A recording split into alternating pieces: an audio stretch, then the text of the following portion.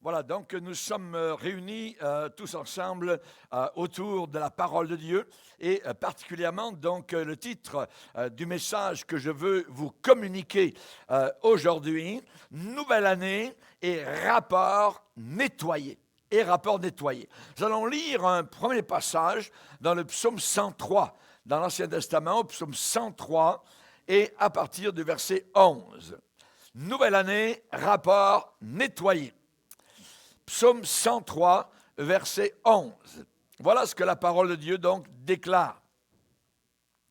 Mais autant les cieux sont élevés au-dessus de la terre, autant sa bonté, la bonté de Dieu, est grande pour ceux qui le craignent. Autant l'Orient, l'Est, est éloigné de l'Occident, de l'Ouest, autant il éloigne de nous nos transgressions. Comme un père a compassion de ses enfants, l'Éternel a compassion de ceux qui le craignent, car il sait de quoi nous sommes formés. Il se souvient que nous sommes poussière. Seigneur, nous voulons te bénir et t'adorer et te glorifier pour ce que nous allons entendre aujourd'hui. Merci de nous rappeler, Seigneur, l'histoire merveilleuse qui s'est passée lorsque nous avons été sauvés. Merci, Seigneur, pour l'œuvre de la croix, du calvaire, ce sang qui a giclé, qui a coulé de tes mains, de tes pieds et de tout ton corps, afin de nous sauver et de nous délivrer de l'enfer éternel et de nos péchés. Merci Père, dans le nom puissant de Jésus, Amen et Amen. Et tout le peuple dit Amen, gloire à Dieu. On peut s'asseoir, frères et sœurs. Alléluia. Rapport nettoyé, c'est merveilleux. On vous demande parfois de nettoyer votre téléphone. Nous, c'est bien plus que ça. C'est nettoyer notre vie, nettoyer notre cœur, nettoyer absolument notre âme. Et donc, ce qui est merveilleux, c'est que en ce début d'année particulièrement, puisque nous sommes encore au premier mois, eh bien, notre registre devant le Seigneur, nous qui sommes sauvés, ce registre, ce dossier, nos antécédents ont été totalement annulés, ont disparu. Autant les cieux sont élevés au-dessus de la terre, autant sa bonté est grande. La prochaine fois que vous regarderez les cieux et leur hauteur, pensez à la bonté du Seigneur. C'est quelque chose de merveilleux. L'Évangile, ce n'est pas une petite affaire. L'Évangile, Paul dit aux Romains, la puissance de Dieu. C'est Dieu en force. C'est Dieu en puissance. L'Évangile, c'est la solution au déshonneur, à la salissure, la saleté, la poubelle qu'amène le péché. C'est la solution, l'Évangile. L'Évangile, plus que cela, est la solution à la division, à la cassure qu'entraîne le péché. L'Évangile, troisièmement, est la solution à la dette qu'amène le péché. Et j'aimerais vous parler aujourd'hui d'une épître dans la Bible qui a été écrite par la main d'un apôtre, Paul. L'épître adressée à Philémon, juste avant l'épître aux Hébreux. Souvent, on passe par-dessus cette petite épître qui n'a que 25 versets. On l'appelle une lettre de Paul. Est-ce vraiment une lettre? C'est plus une sorte de carte postale. C'est l'une des lettres les plus intimes du Nouveau Testament, l'une des lettres les plus personnelles, les plus confidentielles Et j'ai choisi ce thème en ce début d'année. Pourquoi? Parce que je veux parler de notre dossier nettoyé. Notre rapport devant Dieu, à nous qui nous sommes repentis de nos péchés, qui avons accepté Jésus comme sauveur, quelle sorte de rapport existe-t-il maintenant devant Dieu? Nettoyé. Nettoyé. Le péché a une manière, une façon de nous désorienter. Le péché a une façon de ruiner nos vies. Premièrement, salissure du péché, honte, déshonneur à chaque fois. Deuxièmement, séparation, une distance qu'entraîne le péché. Le péché va défaire, va démolir, va détruire une vie, une famille, une entreprise, une réputation, une église. Et le péché amène une dette, un passif, un déficit. C'est ce qu'apporte le péché à chaque fois. Et l'Évangile fait face à ces trois éléments. L'Évangile fait face au déshonneur, à la souillure, à la séparation, la distance que le péché crée. Et l'Évangile fait face à la dette. Et nous allons voir cela aujourd'hui. L'épître à Philémon. C'est une épître qui a été écrite à partir de la ville de Rome par la main de l'apôtre Paul, à Philémon, habitant à Colosse, à des centaines de kilomètres de là, et à Aphia, son épouse, et à leur fils, Archippe. Versets 10 à 12 déclare « Je te prie, Philémon, pour mon enfant, mon fils, Onésime, que j'ai engendré, que j'ai amené au salut, étant dans les chaînes, étant prisonnier à Rome. Onésime qui autrefois t'a été inutile et qui maintenant est utile à toi et à moi. Je te le renvoie. Reçois-le, mes propres entrailles. » Quelle est la signification de tout cela? C'est le sujet d'aujourd'hui. C'est l'une des histoires de la Bible les plus intrigantes, les plus merveilleuses et les plus mystérieuses. Philémon, qui est-il? Philémon est un homme bon, un homme pieux. Paul l'a amené à Jésus-Christ. Philémon. Et Philémon est devenu un chrétien d'une très grande qualité, que même dans sa maison, à l'époque, il y avait de très grandes maisons, l'Église se réunit dans sa maison, à Colosse. Quand les chrétiens se rassemblaient, Philémon et Aphia, son épouse, accueillaient l'Église. Dimanche après dimanche, dans la maison de Philémon, on adorait le Seigneur de gloire que nous adorons encore aujourd'hui. Et cela se passait juste avant que l'esclavage soit banni. Dans tout le Nouveau Testament, il n'y a aucune attaque, aucun assaut contre l'esclavage. L'esclavage, à l'époque de Rome, était un système qui ne pouvait pas tenir à la lumière de l'Évangile, sous les feux et la chaleur de l'Évangile. L'apôtre Paul avait écrit aux Éphésiens, aux esclaves, en disant « Vous les esclaves chrétiens, obéissez à vos maîtres, selon la chair, avec crainte et tremblement, dans la simplicité de votre cœur, comme à Christ, et non pas uniquement sous leurs yeux, comme pour plaire aux hommes, mais aussi comme des serviteurs de Christ qui font de bon cœur la volonté de Dieu. Servez vos maîtres, vous les esclaves, avec empressement, comme servant le Seigneur.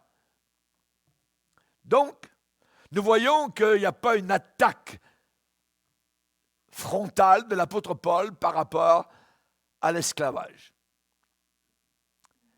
Mais, au cours des années, en changeant, transformant les cœurs des hommes, Dieu a aboli cette institution. L'esclavage était très cruel à cette époque-là. Les esclaves n'avaient aucun droit, étaient considérés pour la plupart comme des animaux sans âme que l'on pouvait vendre, acheter, brûler, tuer. On en faisait ce qu'on voulait. Philémon avait un esclave dans sa maison qui s'appelait Onésime. Onésime, un jour, a fait quelque chose dans la maison, il a volé. Il a volé quelque chose un jour à son maître, Philémon, et il s'est enfui jusqu'à Rome. Il a marché en sandales, fuyard, fugitif, jusqu'à la grande ville de Rome où personne ne pouvait le rencontrer, le reconnaître. Rome, centre de l'Empire. Rome était reconnue pour ses vices, sa mondanité, sa méchanceté. Et voilà qu'Onésime, un esclave en fuite, se retrouve à Rome. Comme aujourd'hui, quelqu'un quitterait sa petite ville et irait à Paris ou à Vancouver, loin, loin. Voilà Onésime, un fugitivus. Et il arriva que Paul est prisonnier à Rome. Paul avait conduit le patron, le maître d'Onésime au Seigneur. Et donc, il arriva que Paul, qui avait conduit Philémon à Jésus, se trouve alors à Rome. Il était prisonnier, Paul, dans une maison gardée avec des gardes, et les gens pouvaient venir quand même le rencontrer Paul, entrer et sortir. Et Paul, donc, à Rome, dans son état de prisonnier, a continué son ministère à partir de l'intérieur de cette prison. Et il arriva, par hasard, en même temps qu'Onésime, fuyant Philémon, avait fait un très long voyage jusqu'à Rome. Mais la main de Dieu est longue, le lévrier du ciel est rapide. Et voilà que la providence de Dieu a fait en sorte qu'Onésime et Paul se rencontrent. Comment cela est-il arrivé? Je ne peux pas vous le dire. Je ne sais pas du tout, la Bible n'en parle pas. Peut-être qu'Onésime s'est trouvé à Rome dans le trouble. Et il a été peut-être jeté en prison. Et là, il a rencontré Paul. Peut-être. Peut-être qu'Onésime avait entendu parler de l'apôtre Paul et peut-être qu'il est allé l'écouter prêcher avant l'emprisonnement de Paul. On ne le sait pas. La Bible ne dit pas comment les deux, Paul et Onésime, se sont rencontrés. Mais Paul a gagné à Jésus un esclave en fuite. Onésime est devenu chrétien. Paul avait déjà gagné son patron, Philémon, au Seigneur. Et maintenant, Paul a gagné cet esclave à Jésus Onesimus le fugitivus. Cela n'était pas par hasard, ça a été providentiel, conduit par le ciel. Et on voit la main de Dieu dans cette affaire. Dieu travaille de cette façon. Il faut savoir cela. Il faut apprendre cela. Il faut connaître cela. Dieu répond à la prière. Il nous l'a répété ce matin par un don spirituel. Plusieurs de nos bien-aimés qui ne sont pas encore sauvés viendront à Jésus-Christ si nous sommes sérieux dans la prière. Dieu ne forcera pas sa volonté sur personne, sur quiconque, mais Dieu est capable d'arranger les circonstances et les façons auxquelles nous n'aurions jamais pensé. Si on commence à prier Dieu et à croire Dieu. Ce n'est pas par hasard que Paul, qui avait gagné Philémon à Jésus-Christ, vient maintenant en contact avec son esclave fugitif qui s'était échappé de chez lui. Voilà maintenant Paul et Onésime. Paul l'avait gagné à Jésus et il a fait de lui un disciple soumis, obéissant au Seigneur. Et donc, Onésime s'était repenti de ses péchés et avait changé, avait été transformé. Si quelqu'un est en Christ, il est une nouvelle création. Les choses anciennes sont passées, toutes choses sont devenues nouvelles pour Onésime. Donc, Paul a commencé à l'enseigner et à faire de lui un disciple de Jésus. Peut-être qu'un jour, Onésime a dit à l'apôtre Paul, « Paul, tu sais, il y a quelque chose qui me dérange, qui me taquine, qui me chagrine, ça m'embête vraiment.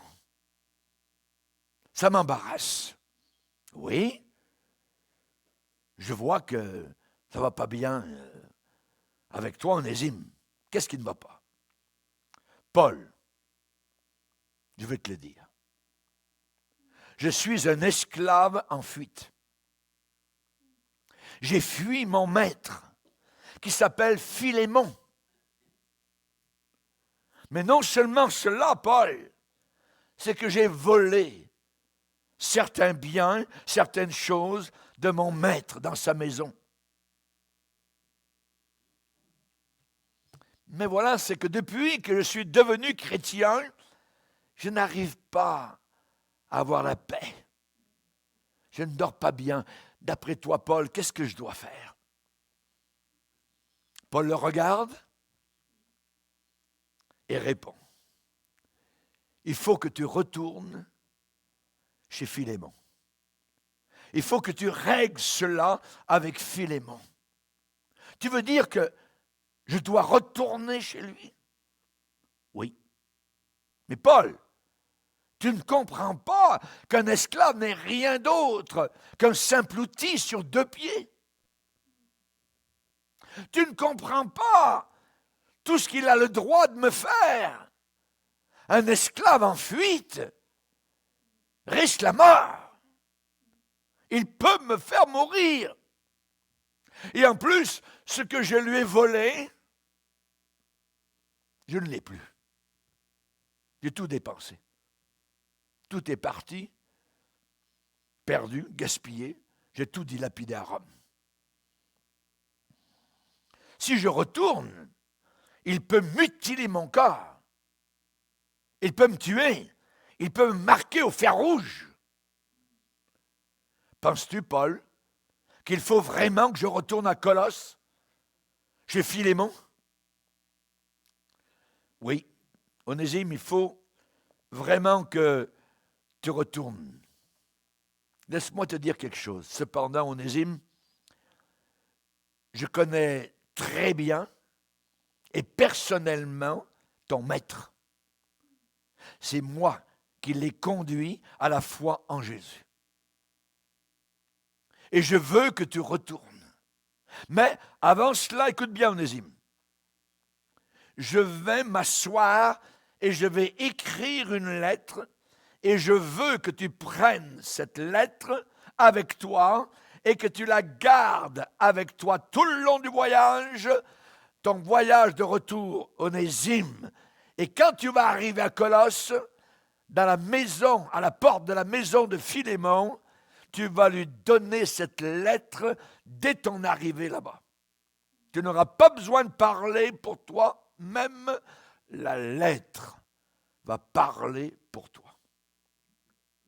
Et nous avons la lettre de Paul à Philémon que nous avons dans nos Bibles. C'est le sujet de l'épître de Paul à Philémon dans le Nouveau Testament. Ça parle d'un jeune homme en fuite, un esclave qui retourne vers son maître et lui tend une lettre à son arrivée et la donne à son ancien patron. Imaginez la scène. Imaginez la scène.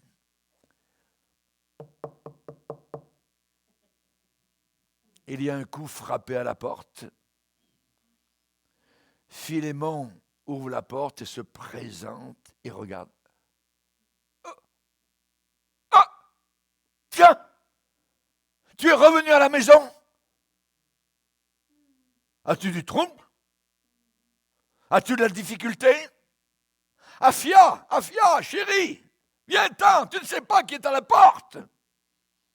Devine qui vient d'arriver.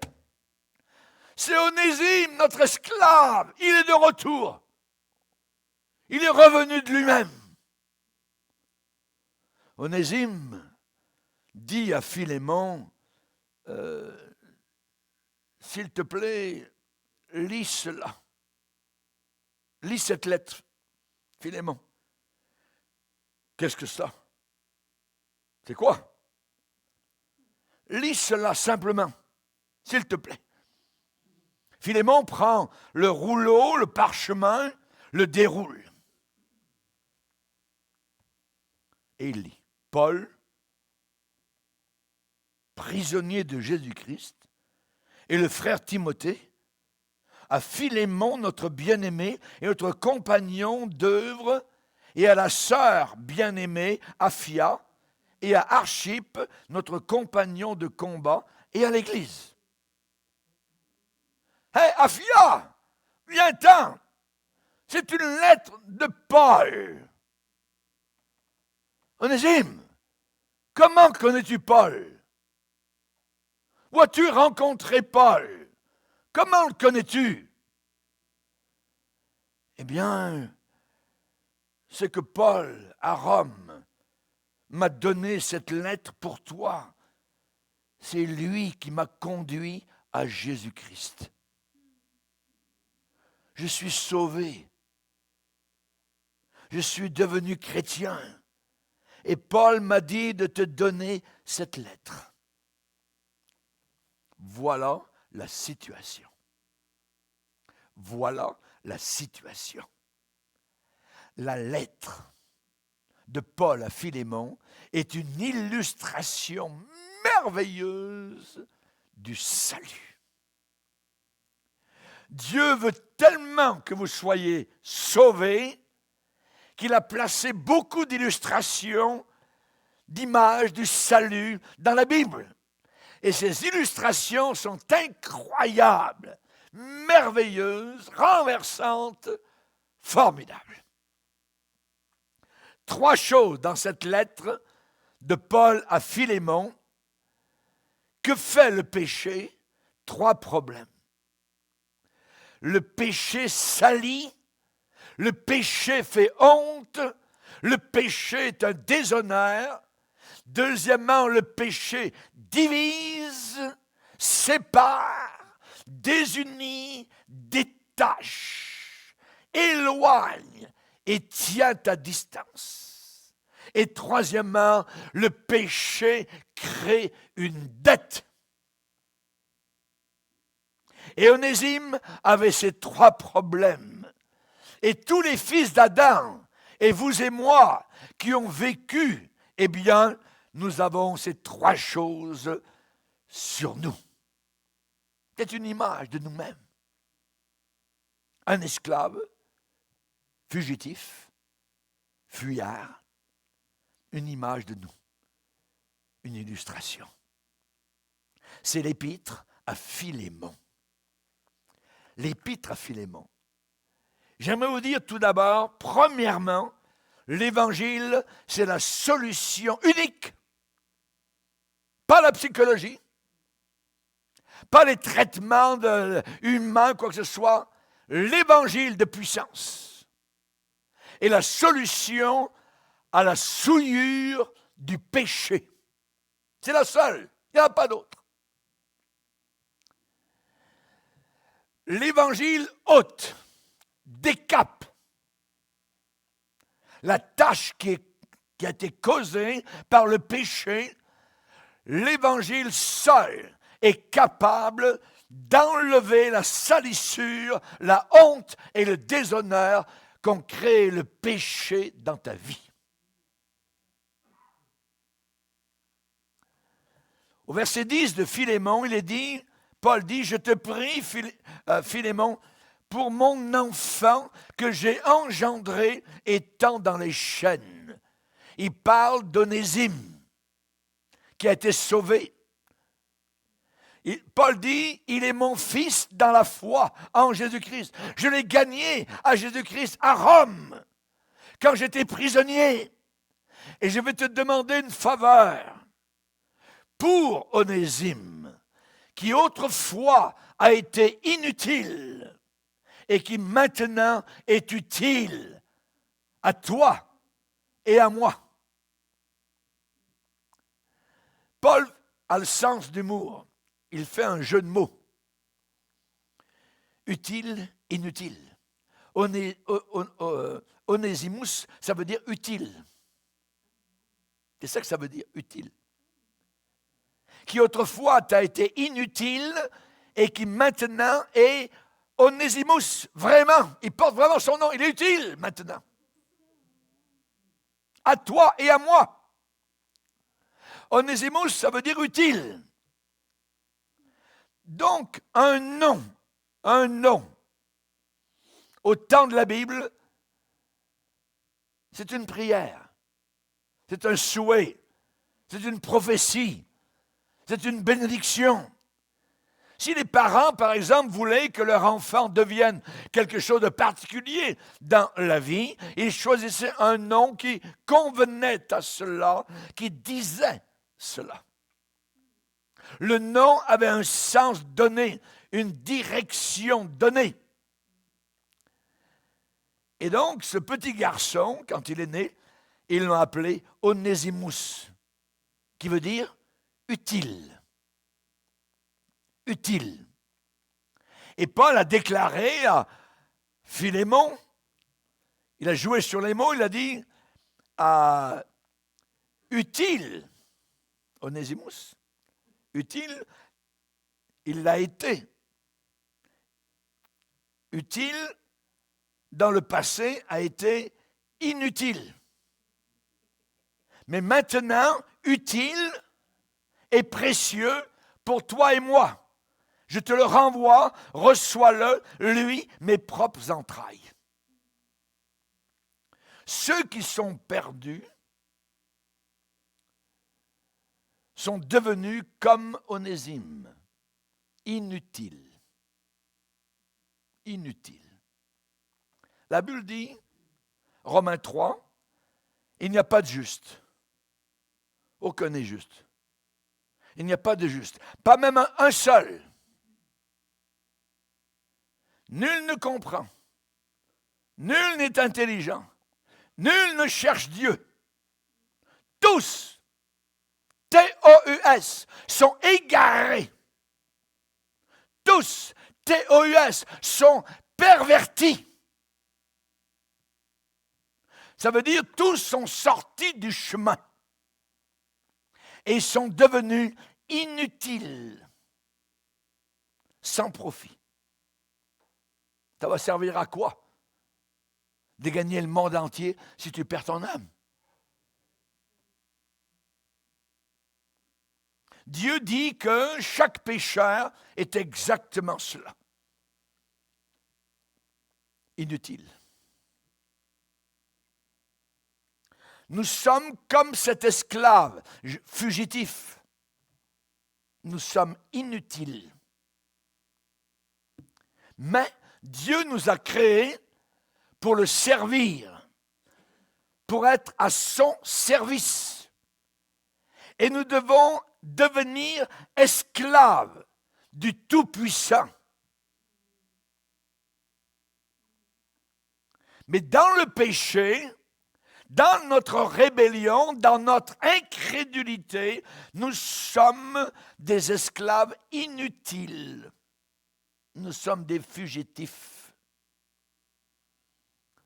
Comme Onésime a fui jusqu'à Rome.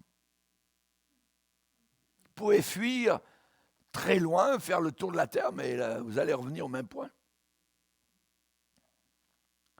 C'est l'évangile de Jésus-Christ qui a pris une personne inutile comme Adam, comme Raymond Bourgier, comme toi, et l'a rendue utile. Jésus fait quelque chose de beau dans nos vies. D'inutiles que nous étions, nous devenons utiles. Un jour, il y avait un encan. Et il y avait un vieux violon qui était à vendre. Et le commissaire-priseur, donc, le tenait. Et donc, entre ses mains, au milieu de beaucoup d'objets à vendre, il y avait ce fameux violon. Un violon vieux, délabré, taché par le temps, un peu endommagé et marqué avec des sortes d'égratignures. Et en le regardant, le commissaire-priseur a pensé que ça ne valait même quasiment pas la peine de passer beaucoup de temps sur la vente de ce vieux violon. Alors il l'a tenu en l'air, en souriant, et devant la foule qui était là, il a dit qui veut faire une mise sur ce violon? $1, $1, peut-être $2, $2, qui montera jusqu'à $3,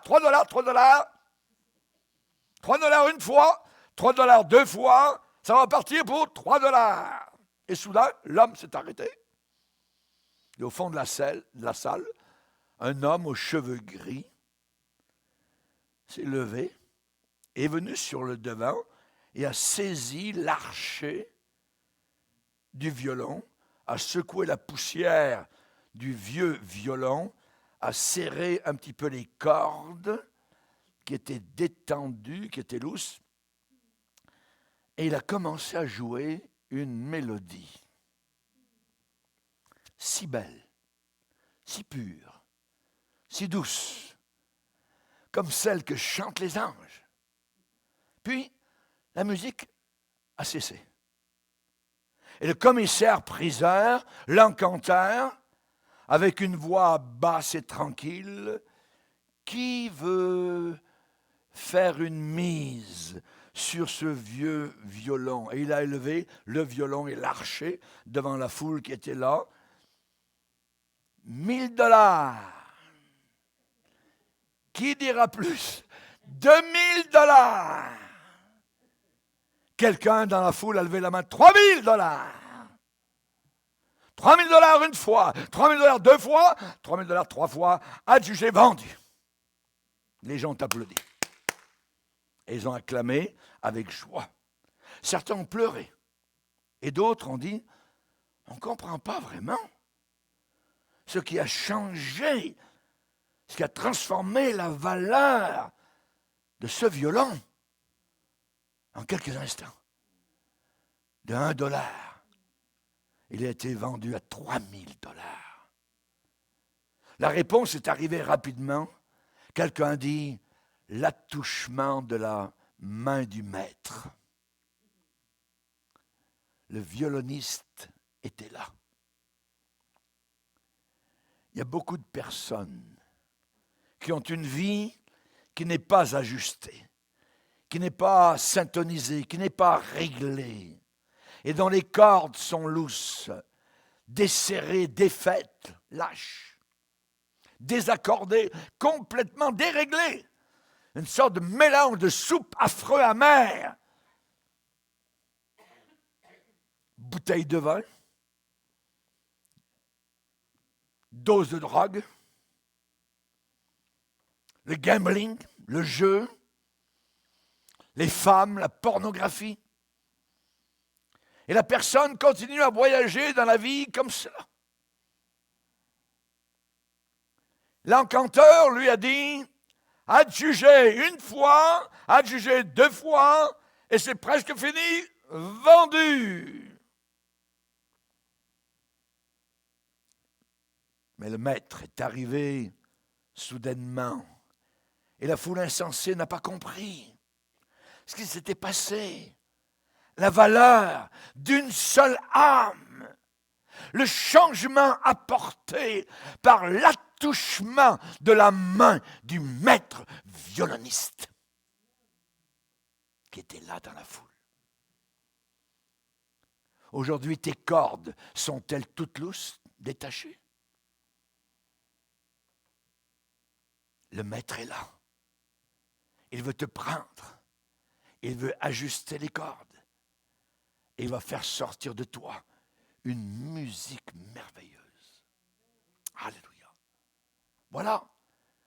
C'est ce que Dieu a fait avec un esclave fugitif qui était inutile, taché, souillé, voleur, sale.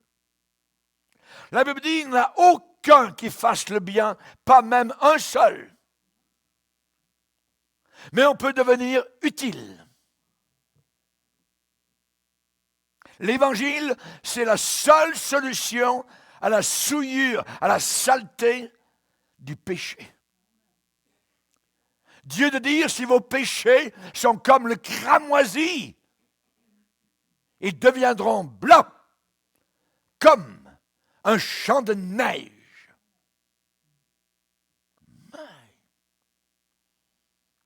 Le sang de Jésus nous purifie de tout péché. Ça, c'est la bonne nouvelle de l'Évangile. Psaume 103, autant les cieux sont élevés au-dessus de la terre, autant sa bonté est grande pour ceux qui viennent vers lui, qui l'invoquent. Autant l'Est est éloigné de l'Ouest, autant il éloigne de nous nos péchés. Quand j'ai compris cela, à l'âge de 21 ans, j'ai dit, moi je vais passer ma vie à annoncer un tel message. C'est trop formidable. Gloire à Dieu. Gloire à Dieu. Si vos péchés sont comme le cramoisi, ils deviendront blancs comme la neige. Ça, c'est l'Évangile. Ce n'est pas la religion. Ce n'est pas la secte. C'est l'Évangile. C'est Jésus. Et dans Éphésiens, il est dit, autrefois, nous vivions dans nos convoitises de la chair. Et nous accomplissions les volontés de la chair et de nos pensées. Et nous étions, par notre nature, des enfants de colère, comme les autres. 3 points de suspension dans la Bible. Et ensuite, un mot suit. Mais Dieu. Mais Dieu, qui est riche en miséricorde,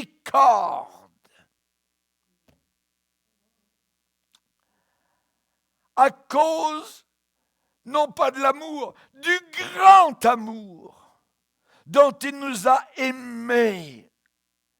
Nous qui étions morts par nos offenses, il nous a rendus à la vie avec Jésus. C'est formidable.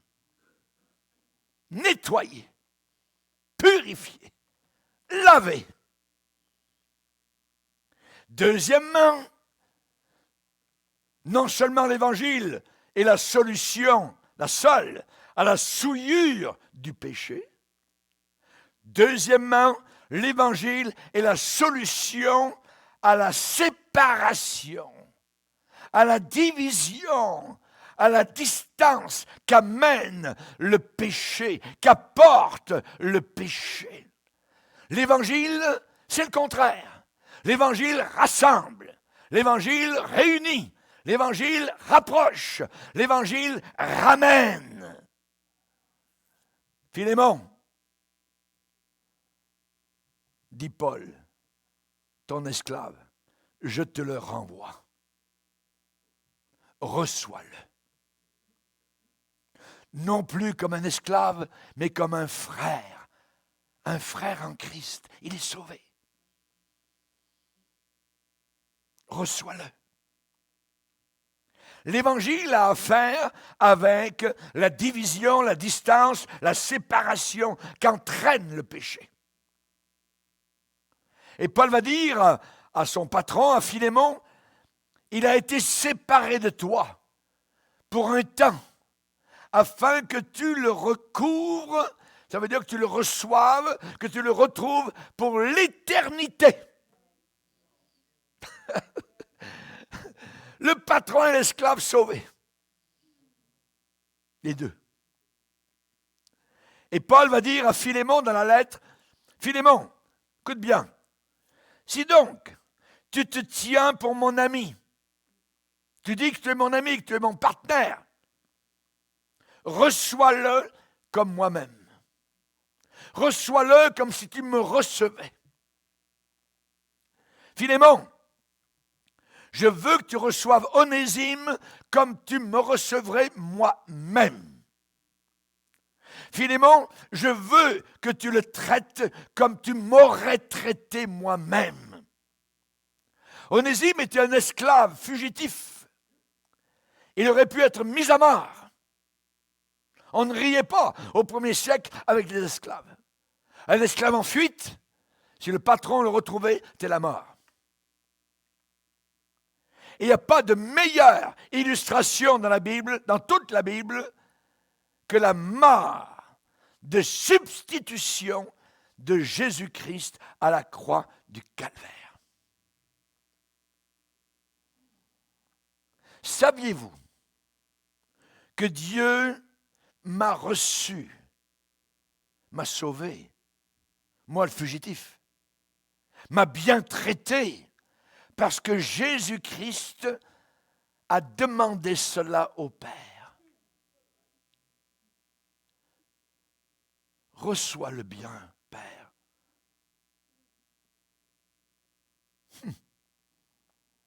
Et savez-vous ce que Jésus-Christ a dit au Père Céleste?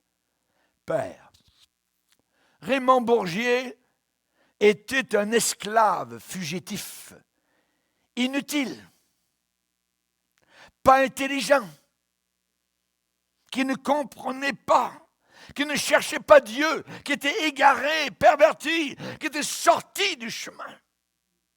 Mais maintenant, il est utile. Père, je veux que tu reçoives Raymond Bourgier comme si tu me recevais moi-même. Imaginez Philémon en train de lire la lettre qu'Onésime lui tend à la porte. Il arrive de Rome. Et Philémon dit, chérie, Aphia, viens-t'en ici un peu. Viens-t'en ici. Regarde ça, ce que j'ai en main. Lis cela. Paul nous demande de reprendre notre esclave et de le recevoir, non plus comme un esclave, mais de le recevoir comme un frère dans le Seigneur, comme supérieur à un esclave, comme un frère bien-aimé. Chérie, c'est comme cela que nous devons reprendre chez nous notre esclave. Il n'est plus un esclave, non, non, comme un frère en Jésus-Christ. un vrai frère. Onésime, entre dans la maison, ne reste pas sur le palier. Aphia, prépare dès maintenant la chambre des invités, tout de suite. Sa femme répond, Philémon, chérie, Philémon, tu ne veux pas le placer dans le dortoir, dans les quartiers des esclaves? Non. Philémon répond à sa chère épouse, Aphia lui dit, chérie, mettrais-tu l'apôtre Paul dans les quartiers des esclaves? Il nous a amenés au salut. Et on va mettre Onésime dans les quartiers, tu sais où? Des invités. Des invités. Aphia, prépare un repas royal.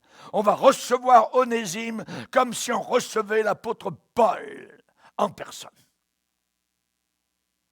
Comment Dieu nous reçoit-il aujourd'hui, vous et moi? Réponse? Il te reçoit et il t'accueille comme s'il recevait son propre fils bien-aimé. C'est le retour du fils prodigue. Luc 15, faisons la fête. Mon fils était perdu, il est revenu à la vie. C'est le brigand à côté de Jésus qui se repent sur la croix. Tu seras avec moi aujourd'hui dans le paradis. Je souperai avec lui et lui avec moi. C'est l'accès libre à la table du Seigneur. Un souper sur la terre, la Sainte Seine, nous emmène à un autre souper qui va arriver un jour dans la gloire éternelle. Heureux, heureuses ceux et celles qui sont appelés au festin des noces de l'agneau. David, qui reçoit Méphibosheth, le boiteux, au palais royal. Tu mangeras toujours à ma table, Méphibosheth, à cause de Jonathan. Et nous mangerons pour l'éternité à la table du Seigneur, à cause de celui qui était cloué entre plats sur la croix au milieu de son sang. Entre dans la joie de ton maître. L'entrée dans le royaume éternel de notre Seigneur Jésus-Christ nous sera pleinement accordée. Je souperai avec lui et lui avec moi. Asaph a dit, Seigneur, tu m'as saisi la main droite, tu me conduiras par ton conseil, puis tu me recevras dans la gloire.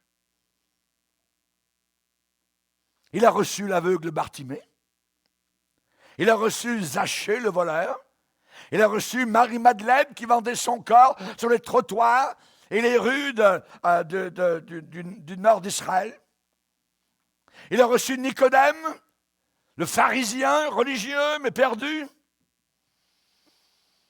La Bible dit que maintenant, nous sommes à la gloire et à la louange de sa grâce qui nous a accordé en son bien-aimé.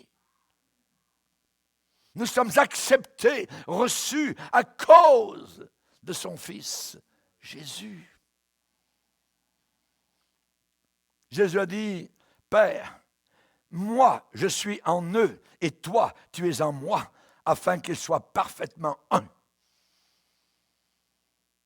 Père, écoute, je suis dans le royaume et tu es en moi et je suis en toi, Père, et nous sommes parfaitement un. Pour que le monde puisse connaître que tu m'as envoyé et que tu les as aimés comme tu m'as aimé. Comme tu m'as aimé. À quel point aujourd'hui Dieu aime-t-il Raymond Bourgier, Daniel Boucher, Maxime Bachon, Gaétan Lévesque, Alex Lantier? À quel point aujourd'hui Dieu aime-t-il ces gens-là? Comment Dieu vous aime-t-il? Il t'aime comme il aime Jésus.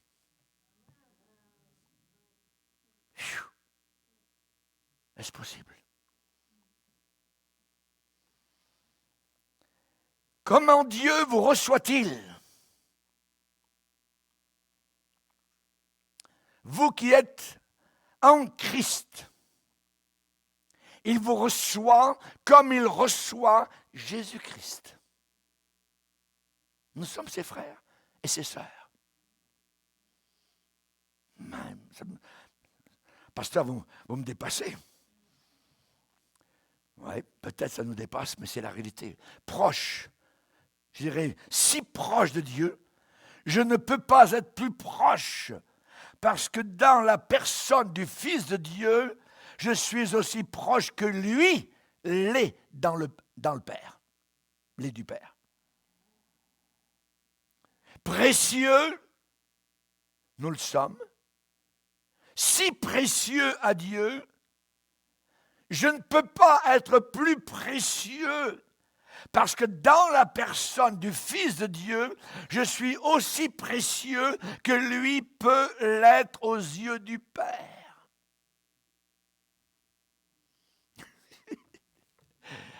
C'est une bonne nouvelle. My. J'ai donné ma vie pour ça, entière, toute ma jeunesse. C'est merveilleux. Certains vont dire, pasteur, c'est un blasphème. Non. Ce n'est pas un blasphème. La Bible dit, voyez, considérez quel amour, quelle sorte d'amour le Père nous a témoigné, nous a accordé, nous a donné, pour que nous soyons appelés enfants de Dieu. Je suis un enfant de Dieu. Alléluia. Tu es un enfant de Dieu, toi qui t'es repenti de tes péchés. Merci Seigneur. Quelle image! Quelle illustration merveilleuse de l'Évangile. Quand Paul a dit à Philémon, écoute bien, Philémon, tu vas accueillir et tu vas recevoir chez toi ton ancien esclave, fugitif, renégat, Onésime, ton déserteur, ton traître qui a été inutile, celui qui t'a volé dans ta maison, reçois-le comme moi-même. Comme moi-même. Comme si tu me recevais moi-même en personne. Et je vous dirais aussi que l'Évangile, c'est la solution à la dette du péché. L'Évangile confronte la souillure du péché, la séparation que procure le péché, la distance. Et troisièmement, l'Évangile, c'est la solution à la dette. Onésime avait une dette envers Philémon, son maître. Et Onésime n'avait absolument rien pour payer ce qu'il avait volé, sa dette.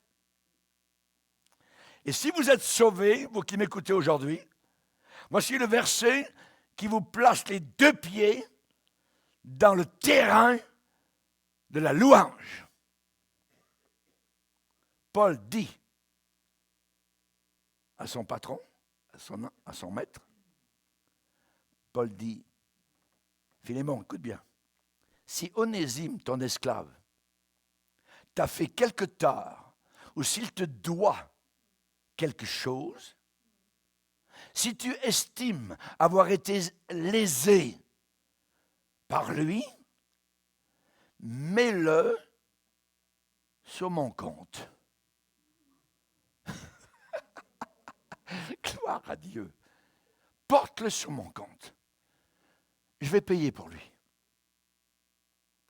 Tout ce qu'il t'a volé et qu'il ne peut pas repayer, qu'il ne peut pas ramener, qu'il ne peut pas compenser, mets-le sur mon compte.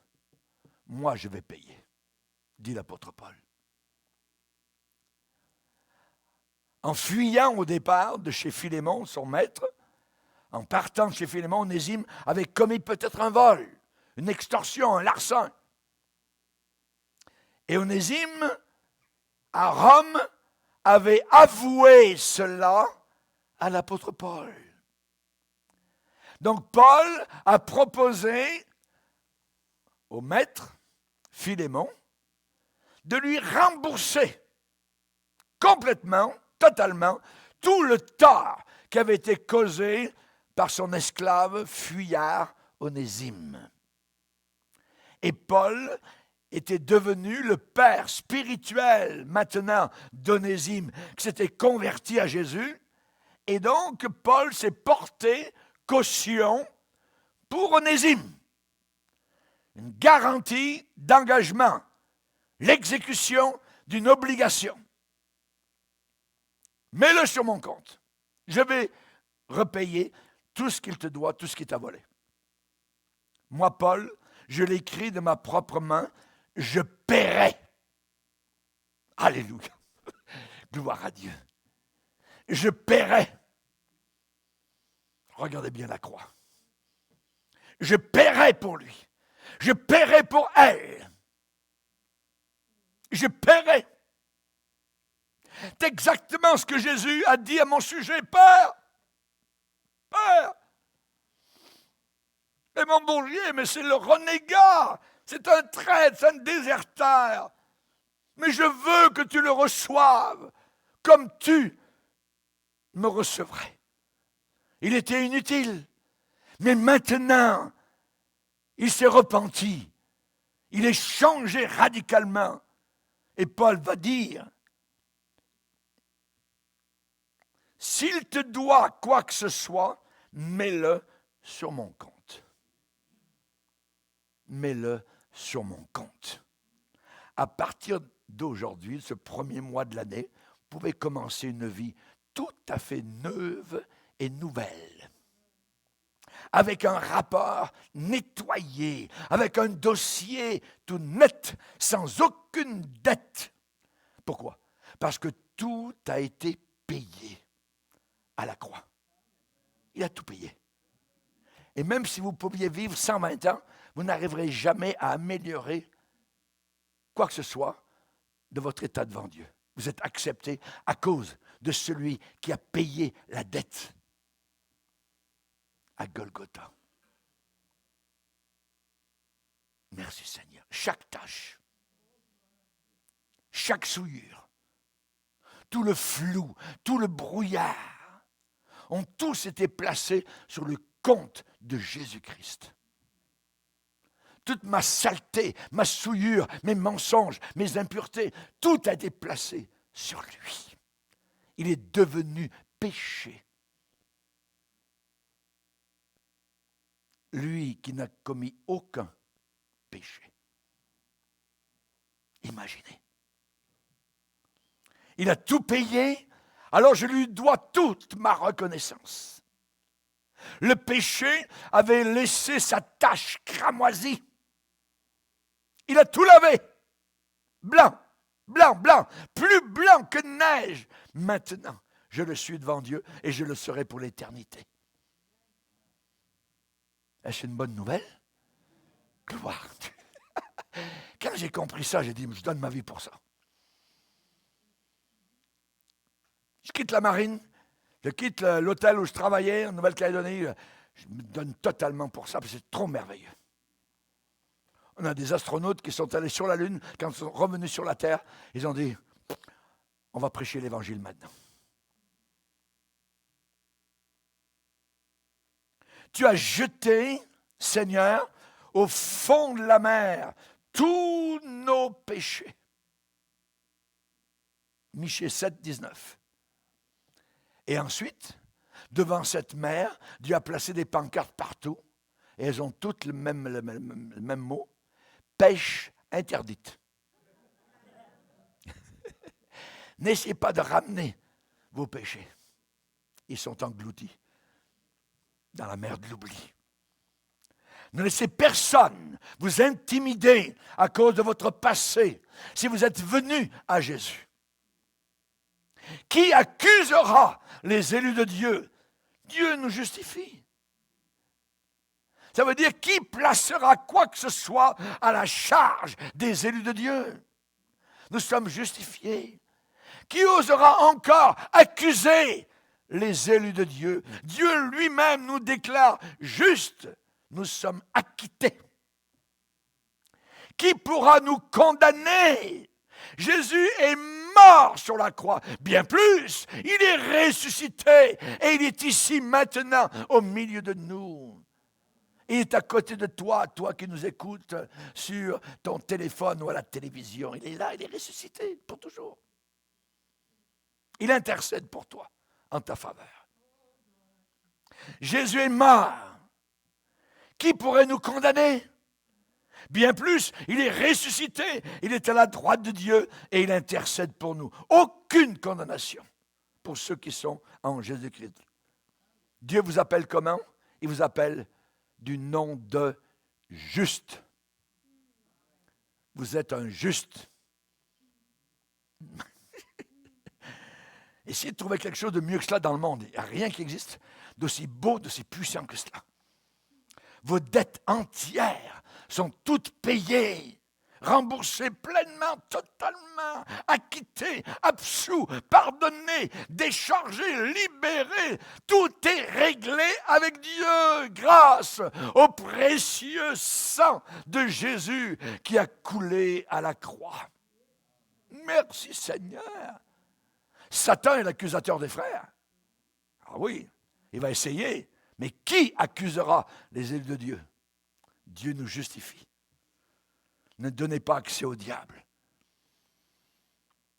Il y a une époque à Rome, selon la loi romaine, quiconque transgressait la loi de l'État romain, quiconque avait une dette qu'il ne pouvait pas rembourser ou payer, était mis en prison pour sa dette. Son crime était enregistré, écrit, et il y avait un certificat de dette. Et cela a été placé à l'extérieur de la porte de sa prison.